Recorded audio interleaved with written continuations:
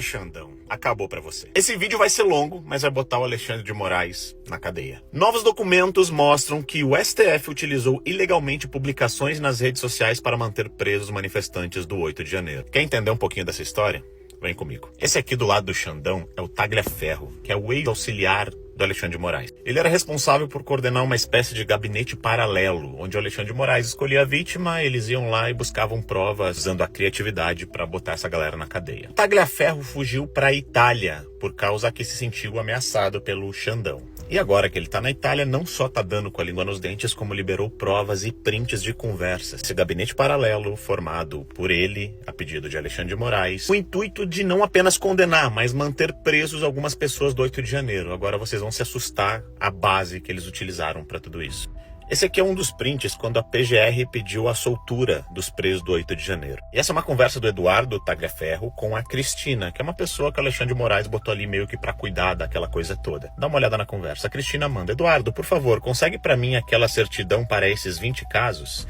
A PGR pediu a liberação provisória para eles, mas o ministro não quer soltar sem antes a gente ver as redes se tem alguma coisa. Basicamente, o ministro Alexandre de Moraes mandava olhar as redes sociais das pessoas para ver qual que era o cunho ideológico delas antes de dizer se elas podiam ir para casa ou não.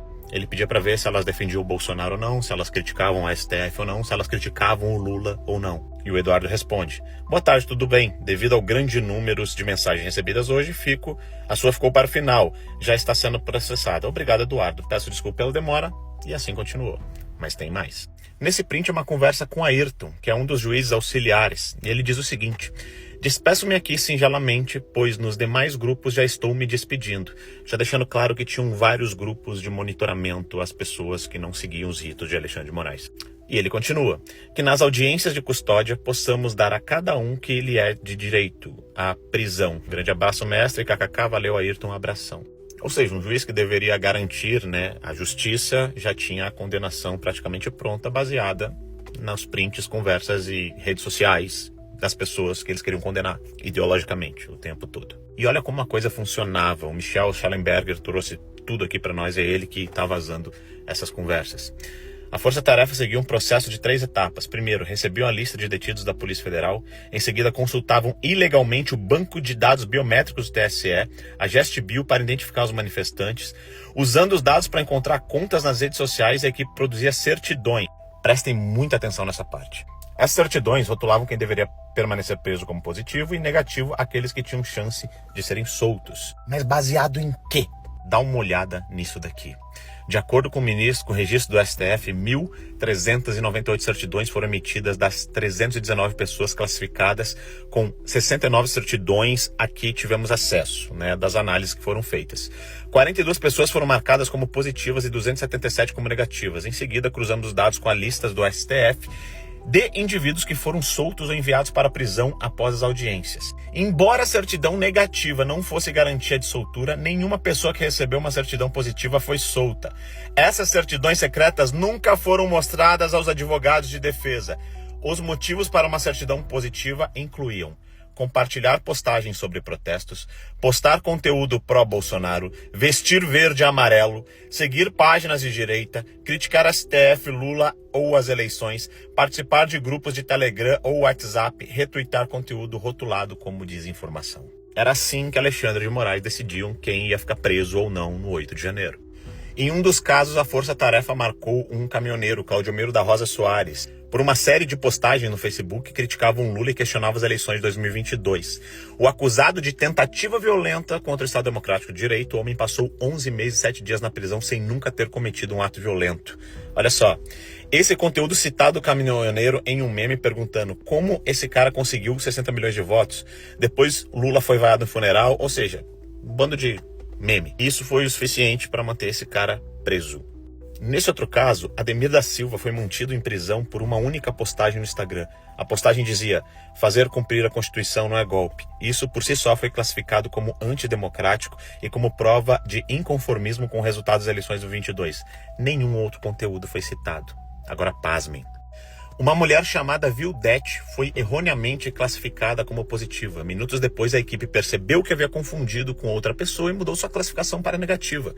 A exigência de Moraes por resultados rápidos, disse Tagliaferro, significava que a força-tarefa tinha que cortar caminho. Eu posso entrar em todos os detalhes, disse ele, mas não posso atender à velocidade que vocês precisam. A mulher rotulada erroneamente como positiva era provavelmente Vildete da Silva Guardia, uma aposentada de 74 anos. Mesmo com uma certidão corrigida, ela permaneceu na prisão e só foi solta 21 dias depois devido a uma grave hemorragia intestinal. E detalhe, Vildete foi mais tarde levada de sua casa para a prisão e posteriormente condenada a 11 anos e 11 meses. Mais de um ano depois, a avó continua atrás das grades em uma cadeira de rodas, com seus pedidos de soltura por motivos médicos repetidamente negados. Dessa senhora aqui que a gente está falando. Ademir Domingos Pinto Silva, um vendedor ambulante de 54 anos do sul do Brasil, nem sequer estava presente nos atos do 8 de janeiro. Ele chegou mais tarde naquela noite no acampamento militar em Brasília para vender bandeiras e camisetas. A polícia impediu ele de sair e foi detido.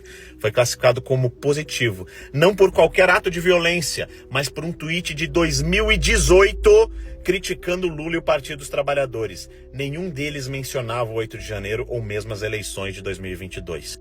Basicamente, só pelo fato de que ele criticou Lula em 2018 é o suficiente para botar ele na cadeia.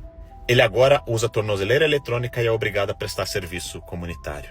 Essa Cristina, que eu citei para vocês ontem, foi alguém nomeada pelo ministro que não era do TSE. E olha só como ela falava com o pessoal. Prestem bem atenção. Eduardo, o Tagliaferro, vamos lá. Nós precisamos de soluções. Eu preciso dessa análise feita com cautela, mas não no ritmo de vocês aí do TSE. Desculpa a expressão, o pessoal tá mal acostumado. Tá mal acostumado. Eles nunca fizeram isso, diz Eduardo, no sentido de que nunca tiveram que buscar prova, ir atrás do pessoal e fazer pesca probatória para prender as pessoas. Eduardo já estava incomodado. Com o ministro não temos espaço para esse tipo de desculpa. Sistema, não sei. Férias, horário, etc, etc. Estão mal acostumados a trabalhar no ritmo próprio e não no ritmo do ministro. Alexandre de Moraes. E o que essa Cristina estava cobrando tanto do Eduardo eram as tais das certidões. Essa que diziam se o pessoal compartilhava material do Bolsonaro, da direita, se era contra o Lula ou coisa do tipo, para botar positivo, manter preso negativo, porque poderia ser solto. E aí ela cobra aqui em outros prints, ó. Eduardo, bom dia. Pessoal, tem fácil as certidões positivas das mulheres para eu imprimir e mostrar para o ministro? E o Eduardo, bom dia. Vou pedir, eles vão pegar, não sei, pois colocaram tudo lá. Isso que pensei. Deve ser, não sei, obrigado. Aí no final ali, ó, chefe, são 17 certidões positivas para mulheres. Ou seja, as que permaneceriam presas porque postaram alguma coisa. Agora pasmem com isso. Antes de tomar qualquer decisão, vinha a Cristina e falava com o pessoal. Eduardo, vou te passar uma orientação do ministro. Peça para o Eduardo ver se eles não participaram de grupos de Zap ou Telegram pelo golpe. E o Eduardo responde, boa noite, vou verificar. Só peço tempo, porque o volume está grande e a consulta é complexa. Ele quer para a segunda-feira. Posso pedir para parceiros? Até onde fomos, não constam. Mas porque são grupos abertos, de nomes fictícios. Porém, com parceiros podemos ter chance, uma vez que eles têm gente infiltradas em grupos privados, igual nos casos dos empresários. Eles estão citando que eles tinham pessoas infiltradas, parceiros deles, em grupos de empresários. Você lembra o Luciano Hang, que foi condenado porque botou um joinha em uma postagem em um grupo de WhatsApp? Pois bem, é disso aqui que eles estão falando. E vem a Cristina. O problema é vazar a lista. São dos presos do dia 8. Então vou continuar como estamos fazendo, mas a probabilidade de não encontrar nada é gigante, pois muitos grupos foram excluídos, tanto pelos militares quanto por nós. Bom, tudo que vocês viram aqui deixa muito claro essas mensagens vazadas, como eu disse, pelo Tagliaferro, ex-assessor do ministro Alexandre de Moraes, que está na Itália, fugido, com suas contas bloqueadas a pedido do ministro Alexandre de Moraes e que vazou para a imprensa internacional. Isso deixa claro que os presos do 8 de janeiro estão presos simplesmente por motivos ideológicos. Não foi levado em consideração quem quebrou e quem não quebrou, quem organizou e quem não organizou, quem invadiu ou não invadiu. Foi levado em consideração, eram postagens nas redes sociais ou conversas em grupos, críticas a Alexandre de Moraes, ao Supremo Tribunal Federal, a Lula e ao sistema. Eles foram presos porque usaram da sua liberdade de expressão garantida pela Constituição Federal.